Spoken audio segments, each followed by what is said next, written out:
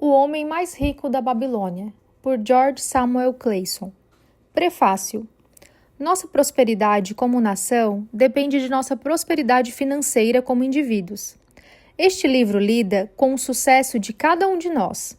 Sucesso quer dizer realizações como resultado de nossos próprios esforços e aptidões. Uma preparação adequada é a chave para o sucesso. Nossos atos podem não ser tão criteriosos quanto nossos pensamentos. Nosso modo de pensar pode não ser tão judicioso quanto nossa compreensão. Este livro, que apresenta soluções para a falta de dinheiro, tem sido considerado um guia para o entendimento financeiro. Seu propósito é realmente este: oferecer àqueles que ambicionam o sucesso financeiro um insight que os ajudará a ganhar dinheiro, poupá-lo e fazer com seus lucros ainda mais dinheiro. Nas páginas seguintes, voltamos no tempo à Babilônia, o berço onde foram alimentados princípios básicos de finanças, agora reconhecidos e usados no mundo inteiro. O autor sente-se feliz em estender a seus novos leitores o desejo que essas páginas possam conter para eles a mesma inspiração para o crescimento da conta bancária, sucessos financeiros estrondosos e a solução de problemas pessoais com dinheiro tão entusiasticamente relatados por leitores de costa a costa dos Estados Unidos. A todos os homens de negócios que distribuíram essas narrativas em tão generosas quantidades a amigos, parentes, empregados e associados, o autor aproveita a oportunidade para expressar-lhes sua gratidão. Nenhum respaldo pode ser mais valioso do que o desses homens práticos que apreciaram seus ensinamentos, porque eles, por si mesmos, conseguiram importantes êxitos ao aplicar os princípios verdadeiros que o presente livro defende. A Babilônia tornou-se a cidade mais opulenta do mundo antigo, porque seus cidadãos eram o povo mais rico de sua época.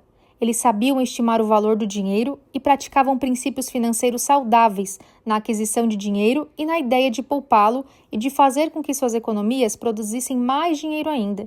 Conseguiam para si mesmos o que todos nós hoje desejamos: uma renda para o futuro. Capítulo 1. O homem que desejava ouro. Bansir, o fabricante de carruagens da Babilônia, achava-se completamente desanimado. Sentado na mureta que cercava sua propriedade, contemplava com tristeza a habitação humilde e a oficina aberta, onde se podia ver uma carruagem em fase de acabamento. De tempos em tempos, a esposa surgia na porta da casa. O olhar furtivo que lhe endereçava nesses momentos lembrava-o de que a despensa estava quase vazia e que ele devia estar trabalhando para terminar o serviço encomendado, martelando aqui, cortando ali, lixando e pintando, esticando o couro para forrar os aros das rodas, em suma, preparando o veículo para entrega, a fim de que pudesse receber o pagamento de seu rico cliente. Não obstante, seu corpo robusto e musculoso permanecia apaticamente sobre a mureta. Seu raciocínio lento ocupava-se com um problema cuja resposta não conseguia encontrar. O sol abrasador, tão comum no vale do Eufrates, castigava-o sem piedade. Gotas de suor formavam-se acima de suas sobrancelhas e pingavam despercebidas para se perderem na mata cerrada de seu peito.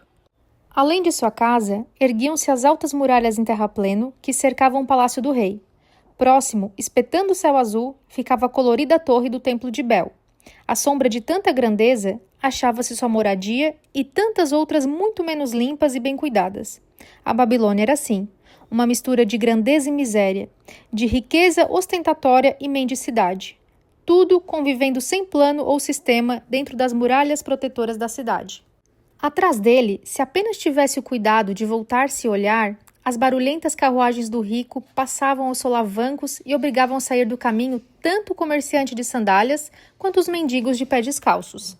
Até o rico era forçado a buscar a sarjeta para dar passagem às longas filas de escravos carregadores de água, todos a serviço do rei, cada qual transportando pesados sacos de pele de cabra cheios d'água para regar os jardins suspensos.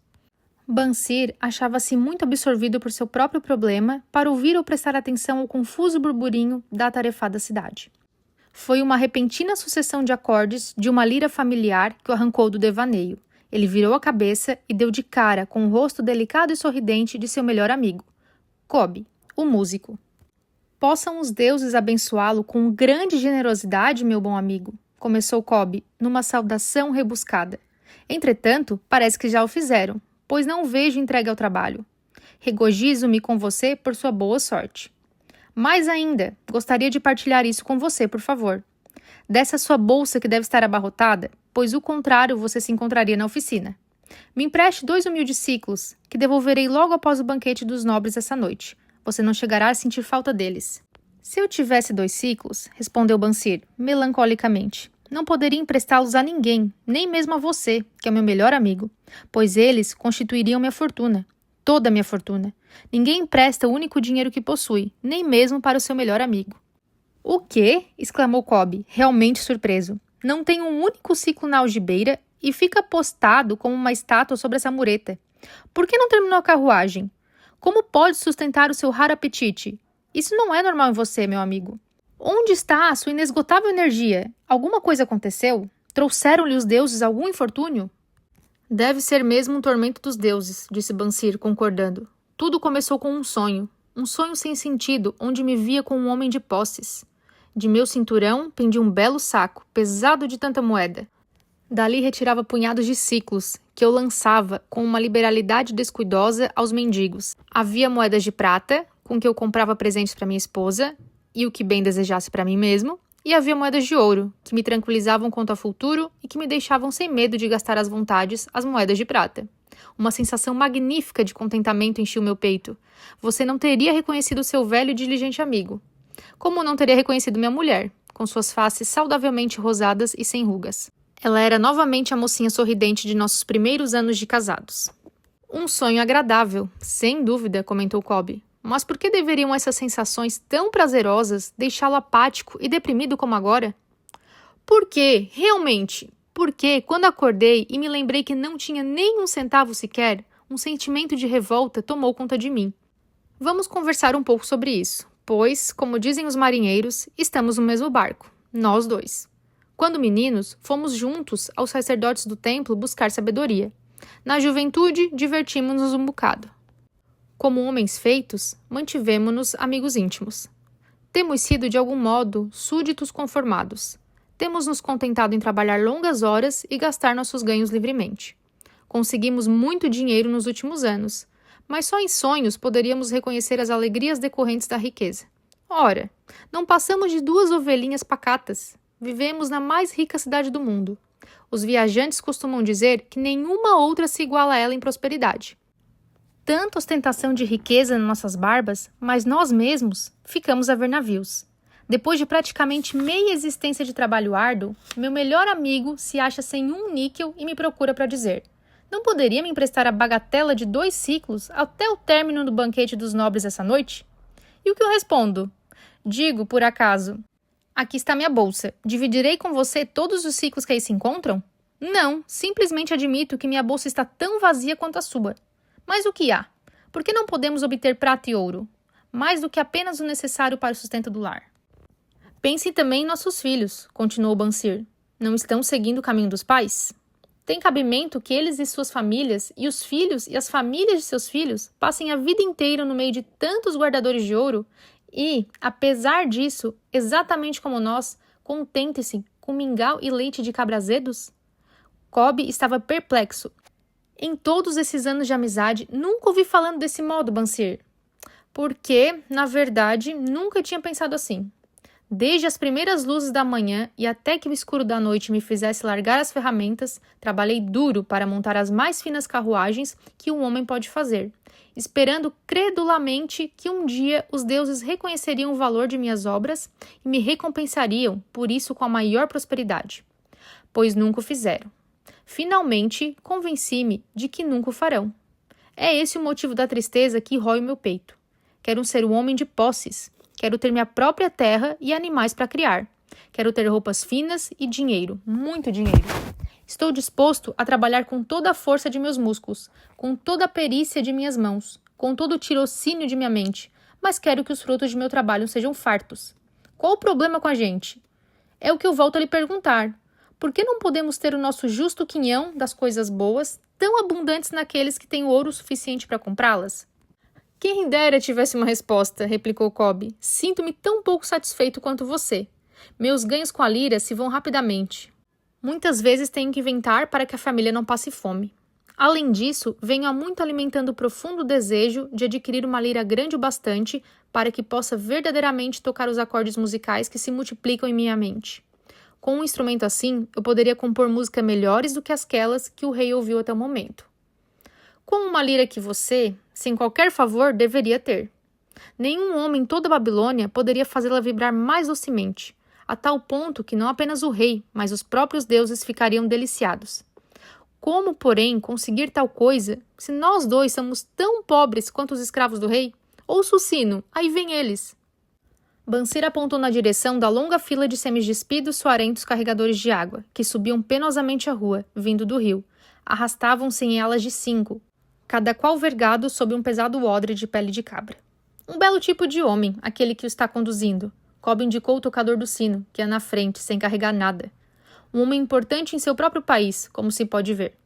Há muitos bons tipos ali, acrescentou Bansir, concordando com o amigo. Homens tão bons quanto nós. Homens altos e louros do norte, os risonhos negros do sul, os morenos dos países mais próximos. Todos marchando juntos, do rio até os jardins, um após o outro, dia após dia, ano após ano. Nenhuma expectativa quanto a um futuro diferente ou melhor. Camas de palha para dormir e papás terríveis de cereais para comer. Coitados desses pobres brutos, Cobb. Coitados realmente. Mas você me fez ver que não somos muito melhores do que isso, embora nos consideremos homens livres. É verdade, Cobb, por mais desagradável que seja a ideia. Não queremos continuar levando ano após ano uma vida de escravos. Trabalho, trabalho, trabalho, sem ir a lugar nenhum. Não podemos descobrir como os outros conseguem ouro e fazermos como eles? Perguntou Cobb. Talvez haja algum segredo que devamos buscar junto àqueles que o conhecem, replicou Bansir pensativo. Ainda hoje, lembrou Cobb, pensei por nosso velho amigo, Arcade, refestelado em sua carruagem dourada. Devo dizer que ele não me olhou com o desprezo que muitos de sua posição teriam achado perfeitamente cabível. Ao contrário, acenando com a mão na frente de todos os circunstantes, saudou e concedeu seu sorriso de amizade a este Cobb, o músico. Ele é considerado o homem mais rico de toda a Babilônia, refletiu Bansir. Tão rico que o próprio rei, segundo se diz, busca sua valiosa ajuda para os negócios de tesouro, replicou Cobb. Tão rico, acrescentou Bansir, que, se o encontrássemos casualmente numa noite escura, seria capaz de enfiar uma mão em sua gorda algibeira. Tolice, reprovou Cobb. A riqueza de um homem não se acha na bolsa que ele carrega. Uma bolsa gorda fica logo vazia se não houver um constante fluxo de ouro. Arcade tem rendimentos que conservam suas reservas sempre altas, por maior que seja a liberalidade com que gasta dinheiro. Rendimentos, essa é a questão, exclamou Bansir. Quero ter uma renda fluindo continuamente para minha bolsa. Esteja eu sentado sobre a mureta ou viajando por terras distantes. Arcade deve saber como um homem pode criar uma renda para si mesmo. Supõe que se trate de alguma coisa que ele poderia deixar claro para uma mente tão lenta como a minha? Parece-me que ele transmitiu seus conhecimentos ao filho, Nomazir, respondeu Cobb.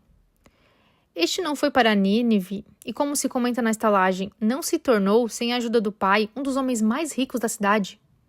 Cobb, você acaba de me propiciar um raro pensamento. Um brilho novo surgiu nos olhos de Bansir. Não custa nada buscar conselho junto a um bom amigo. E Arcade sempre se mostrou como tal para nós dois. Pouco importa em que nossa bolsa esteja tão vazia como o ninho de um falcão abandonado há um ano. Não deixemos que isso nos detenha. Estamos fartos de não ter ouro no meio de tanta opulência. Queremos tornar-nos homens de posses. Vamos procurar Arcade e perguntar-lhe como também nós podemos adquirir uma renda para nós mesmos. Você parece verdadeiramente inspirado, Bansir. Está me trazendo uma nova compreensão. E me faz perceber porque nunca encontramos ouro. Nós nunca o procuramos. Você trabalhou pacientemente para construir as mais sólidas carruagens da Babilônia. Para tal propósito, devotou seus melhores esforços. Nisso, até que teve êxito. Eu mesmo fiz os maiores esforços para tornar-me um virtuoso de lira. E isso eu também tive êxito. Nas coisas em que aplicamos nossos melhores esforços, tivemos êxito. Os deuses parecem satisfeitos com que continuemos assim. Agora, finalmente, vemos uma luz, brilhante como os raios de sol nascente. Ela nos indica que devemos aprender mais para prosperar mais. Com um novo entendimento, acharemos caminhos dignos para cumprir nossos desejos. Vamos hoje mesmo à procura de Arcade, insistiu Bansir. Busquemos igualmente outros amigos de infância que não tiveram maior sucesso que nós mesmos, para que compartilhem conosco as mesmas lições. Está sempre pensando nos outros, Bansir. É por isso que tem tantos amigos. Será como você diz, pois vamos hoje mesmo e o levemos conosco.